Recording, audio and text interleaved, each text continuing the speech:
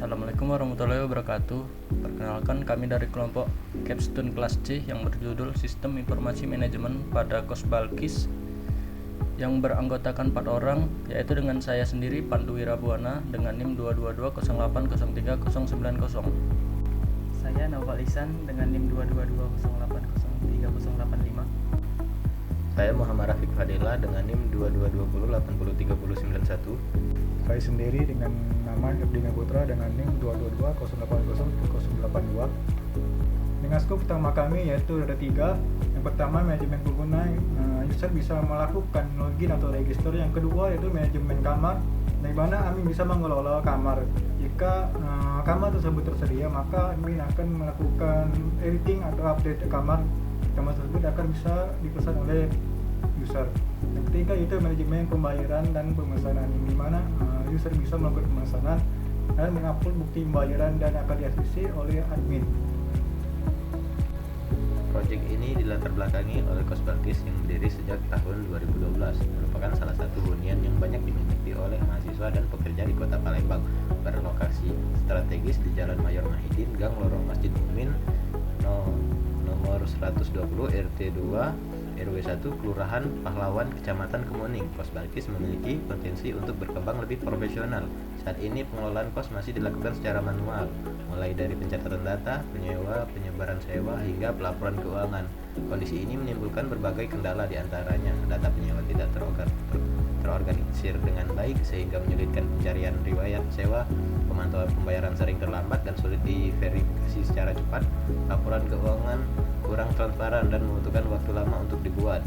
Proses manual rentan terhadap kesalahan pencatatan human error. Berdasarkan permasalahan tersebut, dibutuhkan sistem informasi manajemen Kos Balkis yang dapat membantu pengelolaan data penyewa, ketersediaan kamar, pembayaran sewa, serta pelaporan keuangan secara otomatis. Dengan adanya sistem ini, operasional kos diharapkan lebih efisien, transparan, akurat, dan profesional. Rumusan masalah penelitian ini adalah: 1. Bagaimana merancang sistem informasi manajemen Kos Balkis yang dapat mengelola data penyewa, kamar, dan pembayaran secara terintegrasi. Kedua, bagaimana menerapkan metode waterfall dalam pengembangan sistem informasi agar setiap tahapan dapat berjalan terstruktur dan sistematis. 3. Bagaimana sistem yang dibangun dapat meningkatkan efisiensi administrasi, transparansi laporan keuangan, dan kenyamanan bagi penyewa. Tujuannya adalah mengembangkan sistem informasi ini dibagi menjadi 2, yaitu tujuan umum: membangun sistem informasi manajemen Kos Balkis yang dapat membantu pengelolaan penyewa, kamar, dan pembayaran secara digital, terintegrasi, serta mudah digunakan oleh pengelola maupun penyewa. Tujuan khusus yaitu merancang database untuk penyimpanan data penyewa, kamar, dan transaksi pembayaran agar lebih terstruktur. Membuat fitur registrasi dan manajemen data penyewa yang dapat mempercepat proses administrasi. Menyediakan fitur pengelolaan kamar dengan status kosong, terisi, maintenance yang dapat dipantau secara real time. Mengembangkan modul pembayaran yang mencatat transaksi dan menampilkan rekapitulasi otomatis. Menyediakan laporan keuangan secara sistematis untuk meningkatkan transparansi dan akuntabilitas. Menerapkan metode waterfall dalam pengembangan agar tahapan analisis, desain, implementasi, dan pengujian berjalan terstruktur. Manfaat bagi pengelola kos. Yang pertama, mempermudah pencatatan data penyewa, ketersediaan kamar, dan pembayaran sewa. Yang kedua, menghemat waktu administrasi serta mengurangi resiko kesalahan pencatatan. Yang ketiga, meningkatkan profesionalisme pengelolaan kos dengan sistem digital yang lebih modern.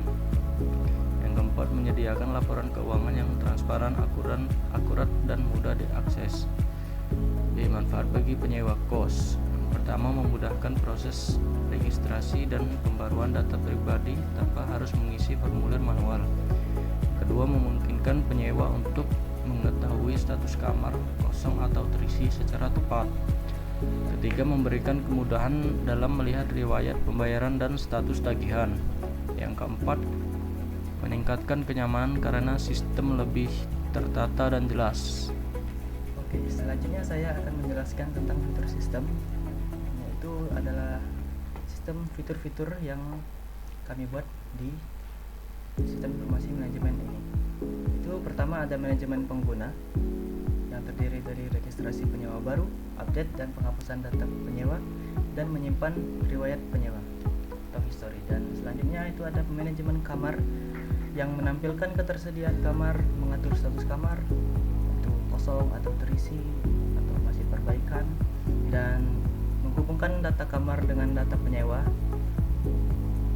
Dan selanjutnya ada manajemen pembayaran, yaitu pencatatan pembayaran sewa dan rekapitulasi transaksi pembayaran. Dan selanjutnya ada pengguna sistem, yaitu ada admin atau pengelola kos yang melakukan pengelolaan data kamar, penyewa, pembayaran, dan laporan. Selanjutnya ada penyewa kos atau user yang melakukan registrasi, melihat status kamar, serta memantau status pembayaran. Selanjutnya ada batasan sistem. Ini kami membatasi sistem yang dikembangkan berbasis dengan aplikasi web dengan database MySQL, dan sistem tidak mencakup integrasi dengan payment gateway, misalnya transfer otomatis. Jadi di sini kita hanya melakukan transfer memakai QRIS, Dana atau yang lain. Metodologi yang digunakan pada proyek itu adalah metode waterfall. Metode waterfall ada metode pengembangan informasi yang memiliki pendekatan linear yang berurutan, yang dimana tahapannya harus diselesaikan sepenuhnya sebelum masuk ke tahap berikutnya. Sesuai dengan namanya the waterfall, yaitu mengikuti aliran air terjun, yang mana tiap tahapan tidak bisa kembali ke tahap sebelumnya. Tahapan waterfall memiliki ada 6 tahapan, yaitu yang pertama analisis kebutuhan atau requirement analysis.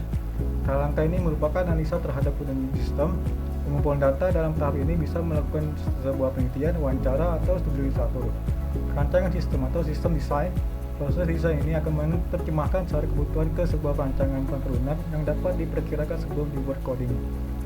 Yang tiga, coding merupakan penerjemahan desain dalam bahasa yang dikenali oleh komputer, dilakukan oleh programmer yang akan menerjemahkan kebutuhan yang diminta oleh user.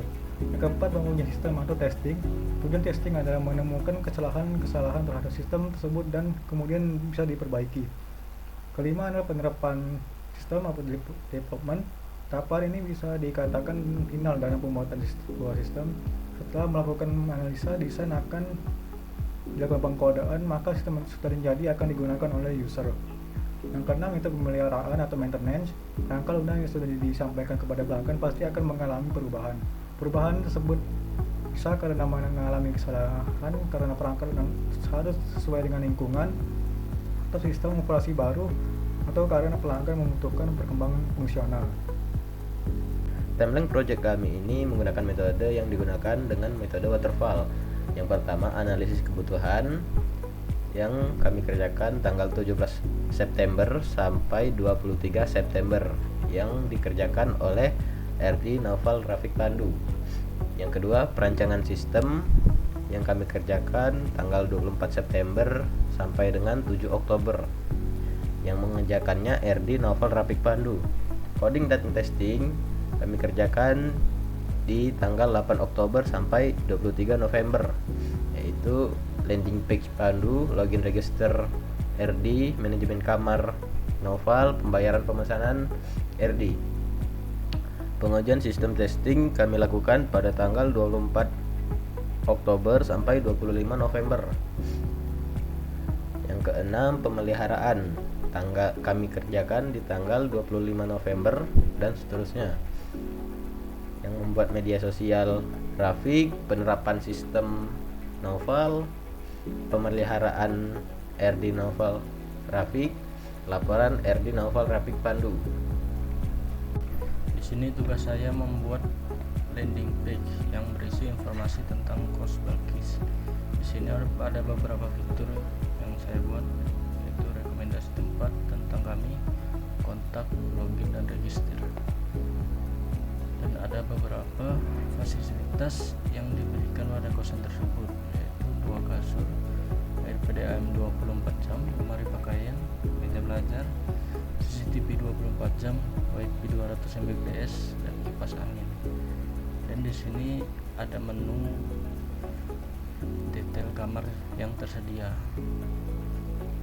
Untuk lokasi sudah saya catat di sini. Harga per bulan dan per tahun dan jam operasional. Pada proyek kali ini yang saya bertugas melakukan pengembangan terhadap login dan register pengguna, yaitu activity diagramnya. Untuk register user, klik register dan sistem akan menampilkan form registrasi. User mengisi form registrasi dan sistem akan memverifikasi user. Di sini sistem akan memvalidasi jika user itu valid, maka akan masuk ke halaman user. Jika user itu tidak valid, maka sistem akan menampilkan form register. Di sini saya akan mencoba untuk melakukan register. Nah, di sini user akan mengisi nama. Misalkan kita buat RD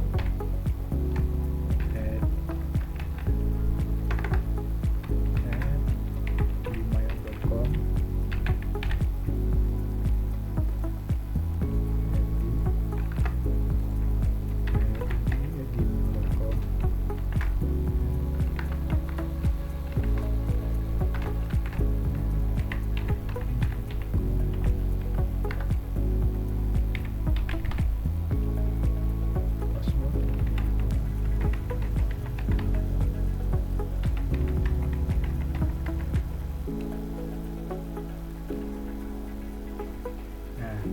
Ketika sudah user melakukan login, akan menampilkan halaman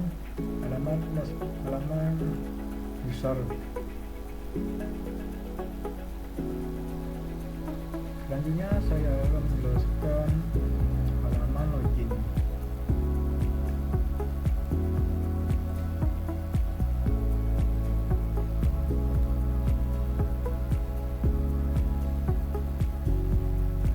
Halaman login dimulai ketika user klik login dan sistem akan menampilkan form login.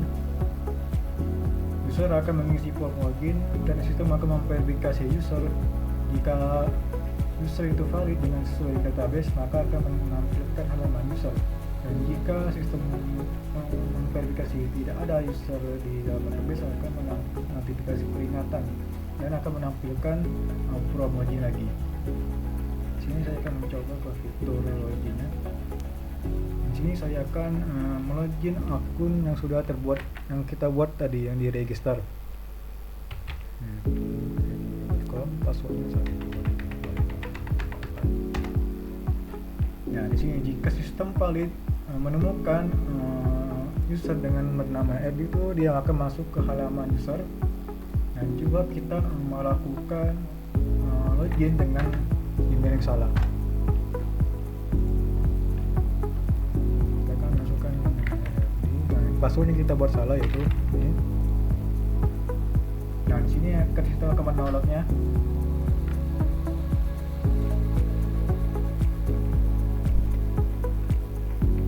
Selanjutnya kita akan melakukan user pembacaan. Mulai dari user login, kami sistem akan menampilkan halaman user. User memilih pesan kamar. Sistem akan menampilkan kamar. Jika kamar tersedia, maka akan bisa melakukan pemesanan kamar. Jika tidak tersedia, maka user akan memilih kamar yang baru, kamar lagi. Berikut implementasinya.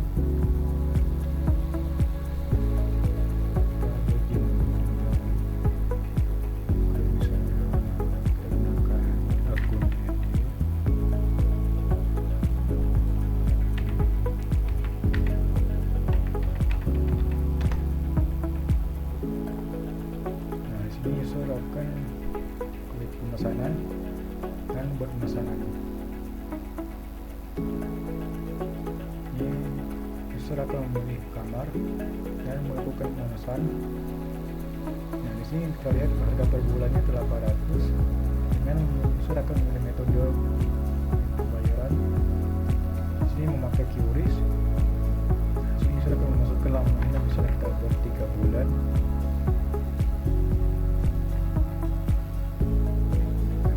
Sistem akan menampilkan reward pemesanan user yaitu kamar 2 yang nominal 3 bulan total harganya total dari bulannya itu 7.400 masih menunggu pembayaran.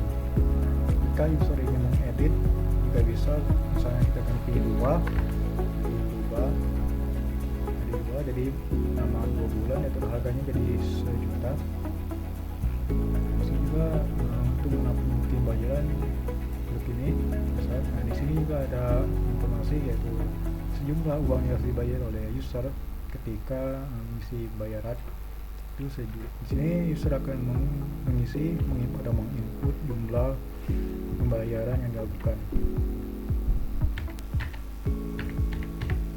Nah, di sini user akan menginputkan foto untuk halaman untuk bukti pembayaran.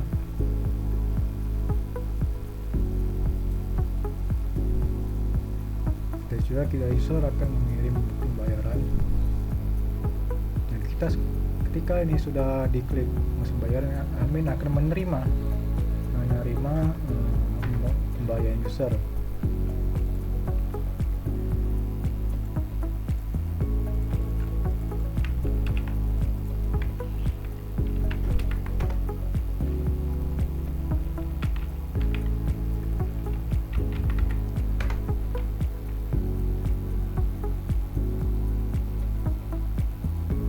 Bisa lihat ini ada penyewa RD dengan kamar 2 lamanya 2 total harga 900 dan 600 serta tanggal bayar 2 seminggu 1 seminggu. Sesuai dengan aktif diagram yaitu admin login, sistem akan menampilkan halaman admin, memilih pembayaran user dan menampilkan pembayaran user, dan admin akan memverifikasi apakah sesuai dengan harga yang telah ditentukan. Jika ditolak, maka akan mengirimkan sistem akan mengindikasi dan user akan menerima penolakan. Dan jika sesuai, sistem akan mengirim notifikasi diterima dan user akan mendapat kamar dan sistem akan mengupdate status kamar dan selesai. Nah, sini saya milih untuk ACC. Nah, di sini untuk halaman ini semuanya sudah disetujui dan status diterima. Jika kita membuka halaman user,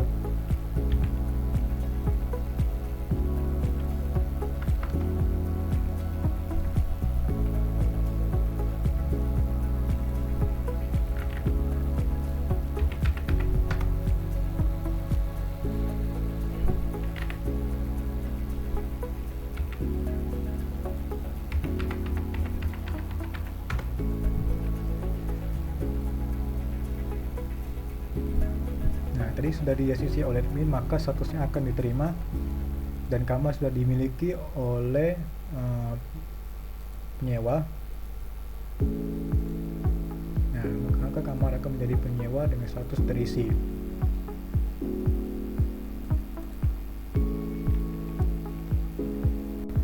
Oke, selanjutnya yaitu manajemen kamar yang dilakukan oleh admin. Jadi di sini saya akan login ke admin terlebih dahulu.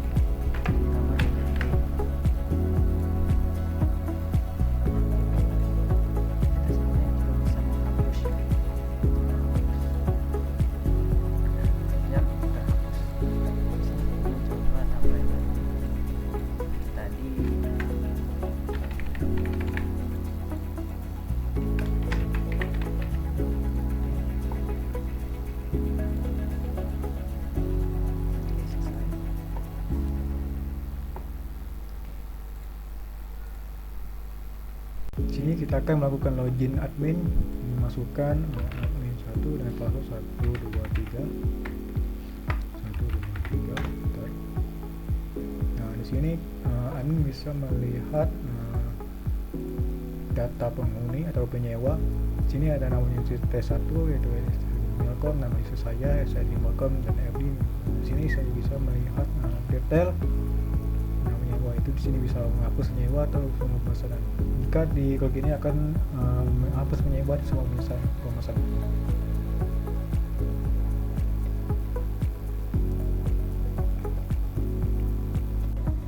Baik, dimulai dari proses bisnis manajemen user. Pertama-tama user isi form registrasi, kirim data registrasi, lalu apakah registrasi berhasil. Jika berhasil, simpan data. Jika sudah simpan data, akan kirim email verifikasi, lalu selesai. Jika registrasi tidak divalidasi, tampilan akan error dan kembali ke isi form registrasi. Baik, ini adalah proses bisnis manajemen kamar. Yang pertama, akses menu kamar, lalu tampilan daftar kamar. Kita pilih, misal kita edit kamar. Kalau kita edit kamar, pilih kamar yang akan diedit, edit data kamar, validasi data. Jika valid, akan tersimpan pembaruan, langsung selesai. Jika tidak valid, kembali ke validasi data. Dan kita mulai dari hapus kamar. Pilih kamar yang dihapus, konfirmasi hapus, setuju. Jika setuju, ya langsung selesai. Jika tidak, akan kembali ke tampilan daftar kamar. Jika kita ingin tambah kamar, kita isi form kamar baru, validasi data. Jika iya, perbarui data kamar, langsung selesai. Jika tidak, akan kembali isi form kamar baru. Baik, ini adalah manajemen pembayaran. Kita dimulai dari tampilan daftar pembayaran. Kita pilih apakah kita ingin tambah pembayaran atau lihat detail. Kita mulai dari tambah pembayaran, isi form, validasi data. Jika ya, akan simpan perubahan. Jika tidak, akan mengulang ke isi form pembayaran. Nah, jika kita pilih edit pembayaran, edit data pembayaran, validasi data. Jika ya, simpan perubahan, langsung selesai. Jika tidak, kita akan kembali ke tampilan daftar kamar. Jika kita ingin hapus pembayaran, konfirmasi hapus. Jika iya, hapus data pembayaran, langsung selesai. Jika tidak, akan kembali ke tampilan daftar pembayaran.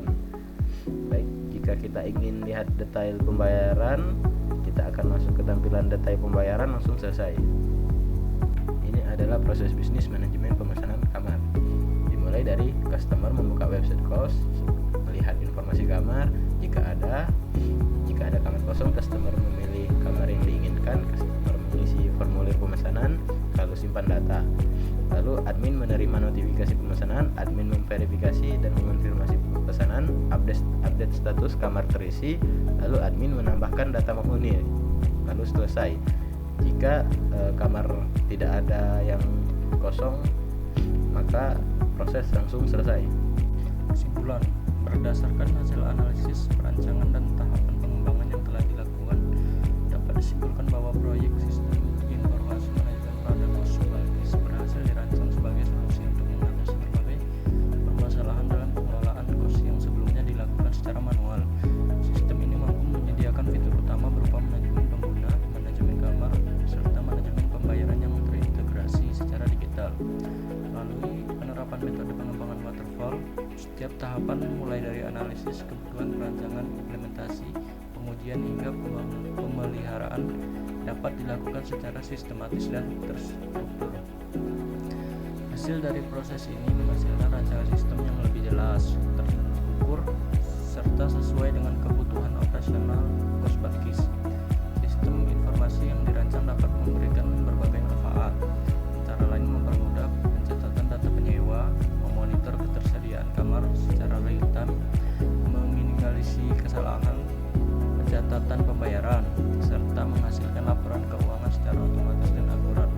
Dengan demikian, sistem ini berpotensi meningkatkan efisiensi kerja pengelola, mempercepat proses administrasi, serta meningkatkan profesionalisme pengelolaan Kos Balkis.